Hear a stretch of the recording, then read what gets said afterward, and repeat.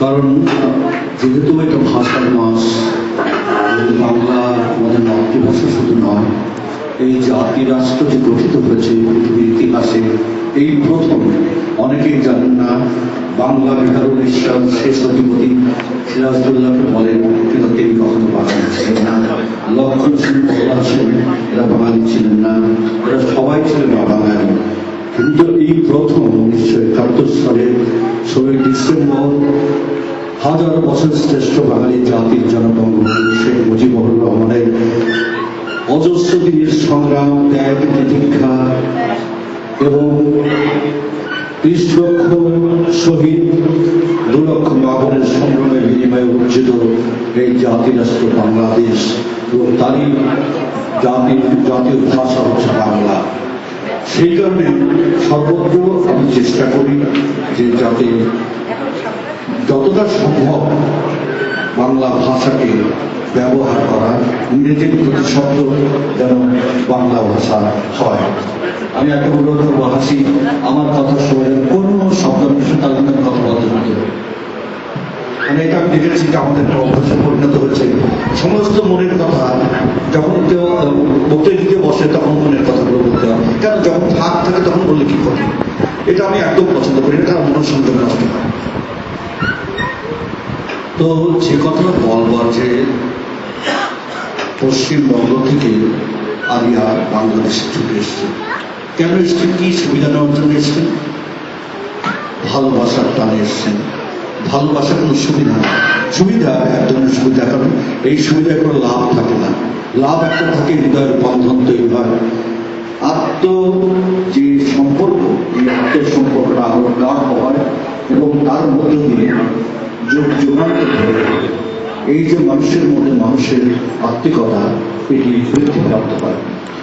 Area সেই জন্য ধন্যবাদের যোগ্য যে সে একটি প্রতিষ্ঠানের নাম দিয়েছে অর্চুন।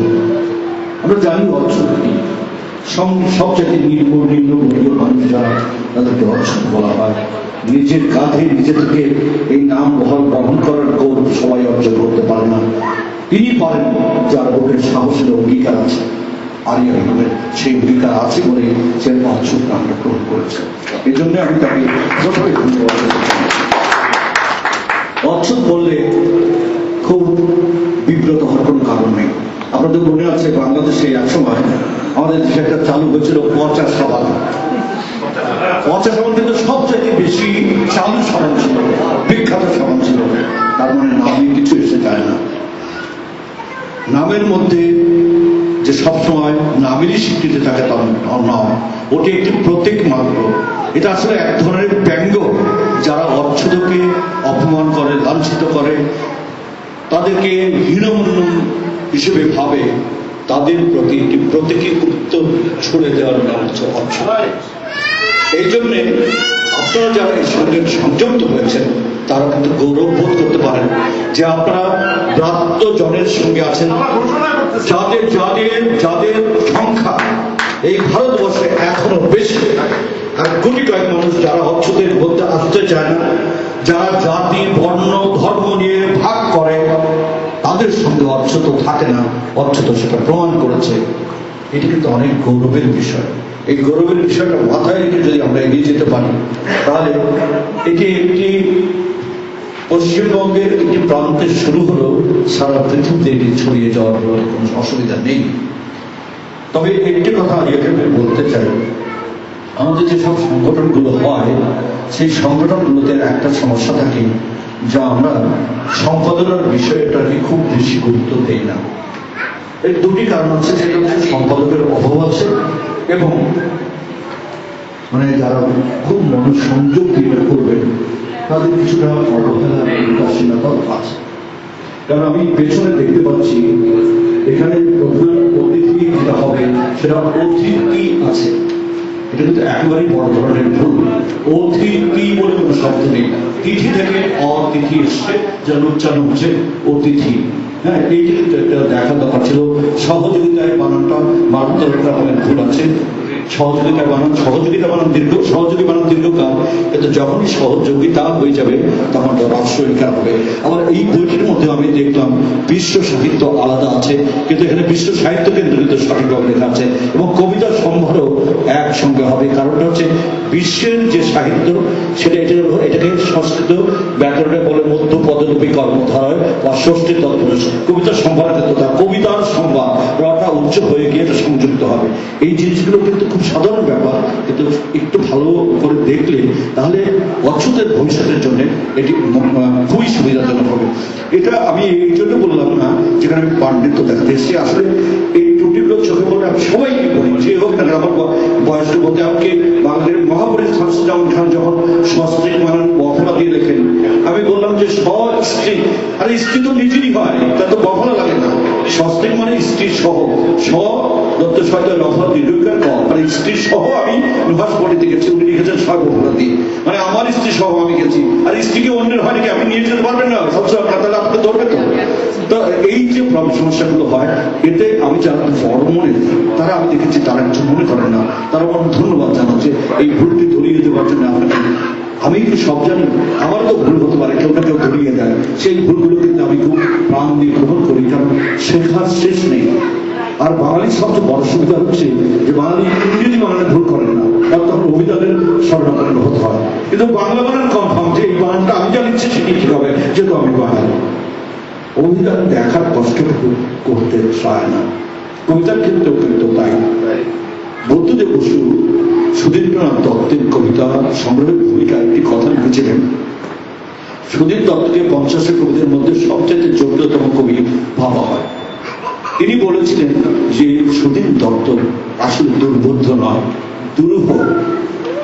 এটাকে অতিক্রম করা সম্ভব যদি অভিধান দেখার কষ্টটুকু আপনার করেন, তাহলে দেখবেন যে এই দুর্বলতা আপনার অতিক্রম করতে পেরেছেন। আবার রবীন্দ্রনাথ যখন সোনারতরী কবিতা লিখেছেন, তখন তার এক ভক্ত তাকে চিঠি লিখেছেন যে সোনারতরী কবিতা গুরুদেব পড়লাম, তো এটা আমি কিছু বুঝতে পারলাম না। উত্তরে গুরুদেব বললেন যে তুমি কি বুঝেছ? তিনি তার মতো করে লিখে পাঠালেন, বলে তুমি যা বুঝেছ, রবীন্দ্রনাথ বললেন সেটিতে চলবে, আমি কি বুঝাতে চেয়েছি তা তোমার জানার দরকার নেই। আসলে বাস্তবতাও নাই। এক বনলতা সেন, আমরা কি সবাই বুঝি বনলতা সেন কবিতাটা? আসলে চুলতার কবেকার অন্ধকার বিদিশার দিশা, মুখ তার সাহস্তির কারুকার্য, অতি দূর সমুদ্রের পর হাল ভেজে নাবিক হারাইছে দিশা, মাতাল লতার দরে তেমনি দেখেছে তারে অন্ধকারে, বলেছে সে এতদিন কোথায় ছিলেন, পাখি নেড়ের মতো চোখ তুলে নাটোরের বনলতা সেন। তখন কি মধুর ব্যঞ্জনা বুকের মধ্যে গিয়ে একটা ধাক্কা মারে। কিন্তু যদি বলি এই কবিতাটি ব্যাখ্যা করেন, তাহলে ব্যাখ্যা করা বলি শ্রাবস্তির কারুকার্য কি, তাহলে শ্রাবস্তিকে জানতে হবে। অন্ধকার বিদিশা কি জানতে হবে। এগুলো না জেনেই কিন্তু কবিতাটা ভালো লাগছে, অর্থাৎ আপাতত ভালো লাগা একটা অনুভূতি, এটাও কিন্তু গুরুত্ব আছে। তারপর যারা এ নিয়ে ব্যাখ্যা বিশ্লেষণ করবেন, তার অন্তঃস্থলে ঢোকার চেষ্টা করবেন, তারা তার অন্যরকম ব্যাখ্যা দেবেন। সেই জন্য আমি বলছি, যারা আপনারা কবিতা লেখেন, কবিতা লেখাটা হচ্ছে সাহিত্যের মধ্যে সবচেয়ে বিশুদ্ধ শিল্পের নাম হচ্ছে কবিতা। এমনকি সঙ্গীতও কিন্তু নয়, সঙ্গীতের একটা ঘরানা আছে, তার সমস্ত যে নোটেশন সেটা তৈরি করে দেন আমাদের টিটনরা। ফলে ওটা দেখে একজন সঙ্গীত শিল্পী পুরোটা যদি নাও পারে তবু একটা তুলতে পারে, কিন্তু কবিতার কোনো নোটেশন নেই, কবিতার কোনো ব্যাকরণ নেই। আবার এই যে ব্যাকরণ নেই, সেটি কিন্তু ব্যাকরণ। কেউ যদি বলে যে আমার ধারণা আমার অভিজ্ঞতার বাইরে আমি কিছু লিখছি, নতুন কিছু লিখছি, একেবারেই ভুল ধারণা। অবকাঠামোগত উন্নয়ন ঘটাতে পারে।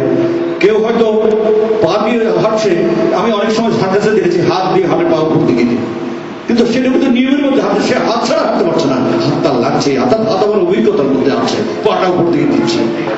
কবিতাও কিন্তু তাই, আপনি পা উপর দিকে লিখবেন না, হাত উপর দিয়ে লিখবেন না, ঘুরিয়ে লিখবেন না, সেটা সম্পূর্ণ আলাদা কথা। কিন্তু আমাদের অভিজ্ঞতার বাইরে কোনো বিষয় পৃথিবীতে নেই যা নিয়ে কবিতা লেখা সম্ভব। তাই সেই জন্যে কবিতা আপনারা লিখুন, কিন্তু তার অবকাঠামো নির্মাণের ক্ষেত্রে ঘষা মাজা করাটা খুব জরুরি। এবং এই জন্য জরুরি কোনটা, সেটা হচ্ছে ক্রমাগত চর্চা, পড়াশোনা এবং সাধনা। আমি সেদিনও বলেছি যে বাল্মীকি রত্নাকর দর্শক ছিলেন, কিন্তু সেই ডাকাতের দায়িত্ব তার স্ত্রী এবং সন্তানটা গ্রহণ করতে রাজি না হয়, তিনি সাধনায় বসেছিলেন এবং এমন নিমগ্ন সাধনায় বসেছিলেন যে তার সমস্ত শরীর দিয়ে মাটি গজিয়ে গেছে, যেটাকে বর্মিক বলা হয়, এবং সেই বর্মিক থেকে তিনি বাল্মীকি হয়েছেন এবং রামায়ণ লিখেছেন। কবি কিন্তু তাই, এক একজন কবিকে বাল্মীকি হতে হবে। অনেকে মনে করেন যে আমি 10টা বই বের করেছি, 20টা বই করেছি, 300 বই বের করেছি, আমি বিশাল কবি হচ্ছে। তারা মূর্খতার সঙ্গে স্বর্গে বাস করে। রবীন্দ্রনাথের উপরে একজন গবেষক মাত্র 64 পৃষ্ঠার একটি বই লিখেছিলেন অজিত দত্ত। আজও রবীন্দ্রনাথের উপর আলোচনার আকর গ্রন্থ হিসেবে এটি গৃহীত হয়। অথচ প্রমোদনাথ ঋষি এর না বড় লিখছেন, তো প্রমোদনাথ ঋষিকে অত লোক স্মরণ করে না। অতএব বিন্দুর মধ্যে সিন্ধুকে ধারণ করা হচ্ছে কবির কাজ। বৈষ্ণব পদবলিতে একটা কথা আছে, গোষ পদে আকাশ দেখা যায়। অর্থাৎ মধুরী লগ্নে যখন গরুরা বাড়িতে ফেরে তখন ওই কাদামাটির মধ্যে তার পা পড়ে যায়, সেখানে বৃষ্টির পানি জমে যায়, ওই বৃষ্টির পানির মধ্যে আকাশ দেখা যায়। ওই জন্য ছোট্ট পায়ের মধ্যে পানির মধ্যে সে আকাশ দেখছে। কবিতা কিন্তু তাই। অতএব কবিতা, আমি বিশাল সাইজের কবিতা লিখলাম 100 পৃষ্ঠা। কে কে যেন আমার ইদানিং বলছে যে তারা মহাকাব্য লিখবে। মহাকাব্য লিখে যে ধারণা করেই লিখতে শুরু করে যে আমি মহাকাব্য লিখবো, তার পক্ষে জীবনে কোনোদিন মহাকাব্য লেখা সম্ভব না। কবিতা হচ্ছে স্বতঃস্ফূর্ত আবেগের ঘনীভূত রূপ। এই জায়গাটা খুব মনে রাখতে হবে। তাহলে কবিতা লেখার জন্য প্রয়াস সেটা কার্যকরী হবে। রবীন্দ্রনাথ কিন্তু খুব বেশি কাটাকাটি করেনি তার লেখাতে। কিন্তু জীবনানন্দ দাশের কবিতার পাতা দেখবেন কেটে ছেটে একাকার করে দিয়েছে। রবীন্দ্রনাথ কেটেছেন, কিন্তু রবীন্দ্রনাথ যেহেতু শিল্পী ছিলেন, তিনি আবার কাটাকুটিকে একটা ছবিতে পরিণত করেছেন। এটা একটা অসামান্য ব্যাপার। রবীন্দ্রনাথের কিন্তু একজনই হয়। কিন্তু জীবনানন্দ দাশ, ইয়েস, এলিও বা আরো যদি আমরা বড় বড় কবির কথা ভাবি, তাহলে দেখবো যে তারা ক্রমাগত প্রয়াসের মধ্য দিয়ে কবিতাকে আমরা একটা ব্যঞ্জনা সমৃদ্ধ গভীরতার কবিতায় পরিণত করেছেন, যেটা তাদের সাধনার ফল। সেজন্য যারা নতুন কবি আপনারা যুক্ত হয়েছেন অচ্ছুতের সঙ্গে, আপনারা কখনো অচ্ছুতের সঙ্গে যুক্ত হয়েছে নিজেকে অচ্ছুত ভাববেন না। আপনারা অনেক বড়, অনেকের চেয়ে বড়। হৃদয়ের ঔদার্য হচ্ছে সবচেয়ে বড় কথা। আর কবির জন্য মনে রাখবেন, অহংকার হচ্ছে পতনের মূল। কবির বিনয় তাকে আরো বেশি গভীরতর উচ্চতায় পৌঁছে যায়। কবির বিজয়ী হওয়া, আমি অসীম সহজ যদি মনে করি আজকে বাংলাদেশের 10 জন কবির মধ্যে আমার একজন নাম, তাহলে আমি এই উচ্চতার অনুষ্ঠানে কোনোদিন আসতে পারবো না। দেখেন না, একজন কবি নেই। গণজাগরণ মঞ্চ যখন হচ্ছিল শাহবাগে 60 দশকের কবিদের মধ্যে এবং 70 দশক সব মিলে একমাত্র কবি আমি একজনই ছিলাম, যিনি গিয়েছেন খান। আর কোন কবি ভালো করছেন। এই যে অহংকার, এই অহংকারের রেজাল্ট কি হয়েছে জানেন? 60 দশকে আমরা প্রায় 100 কবি লিখতে শুরু করেছিলাম, এখন 6-7 জনের বেশি নেই। তারা কালের গর্ভে হারিয়ে গেছে। যারা ক্ষণকালের জন্য সেটা বলেছি কবিতা লেখেন, তারা চিরকালের যে বাসনা সেটা পূর্ণ করতে পারবে না।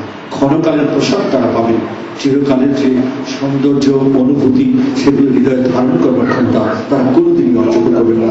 অতএব কোনটা তারা গ্রহণ করবেন সেটা তাদের ভাবতে হয়। তারা কি ক্ষণকালের সুবিধা নেবেন না চিরকালের সৌন্দর্য গ্রহণ করবেন, এটা তাদেরই সিদ্ধান্ত নেবে। অথচ সেই ভূমিকায় অবতীর্ণ হবে এবং কবিতাকে যাতে কবিতা করে তোলা যায় সেই জন্য যতটুকু সহযোগিতা দরকার, বাহ্যিক সহযোগিতা, অবকাঠামোগত সহযোগিতা, সেটুকু তারা করবে। এই কামনা করে আপনাদের সবাইকে ধন্যবাদ জানিয়ে আমার বক্তব্য শেষ করছি। ক্ষমা করবেন, আমার আরেকটি অনুষ্ঠান আছে, সেই কারণে আমার ছেলে যেতে কারণ হারিয়ে ছেড়ে চলে যাওয়াটা খুব বেদনাদায়ক। আপনাদের ছেলেও চলো, কারণ আমি অর্থদের বাইরে মহাগুলোদের সঙ্গে যেতে চাই না। আসলে আমি চাইও না। এই বইমেলা হয়েছে আজকে 22 দিন, আমি মাত্র 6 দিন গেছি, তাও 3 দিন বাংলা একাডেমির আলোচনা সভায় আমি সভাপতিত্ব করছি বলে আমি ওখানে গিয়েছিলাম। তাছাড়া আমি খুব একটা যাই না। ওখানে মহারথীরা অনেক ঘরে তারা অটোগ্রাফ দেওয়ার জন্য বসে থাকেন, তারা স্টলে বসেন এবং বিক্রি হওয়ার পর বলে তাদের অনেক বই বিক্রি হয়েছে। এটাকে বিক্রি বলে না, এটা হচ্ছে প্রমোশন। কবি এবং লেখক যখন প্রমোটার হয় তখন আর কিছু বলার থাকে না। ধন্যবাদ। আমরা বাংলাদেশ আমাদের এই বিশ্ব সাহিত্য কবিতা সম্ভার আমরা কথা দিচ্ছি আজকে যে আগামী দিনে একটা ভুলো পাবে না। একদম কথা দিচ্ছি যে আগামী দিনে একটা ভুলো পাবে না। আর শুধু একটা লাইন বলি, দূর হতে শুনি যেন মহাসাগরের গান করে, আজ কি গান গেয়েছে পাখি, এসেছে রবির ঘর।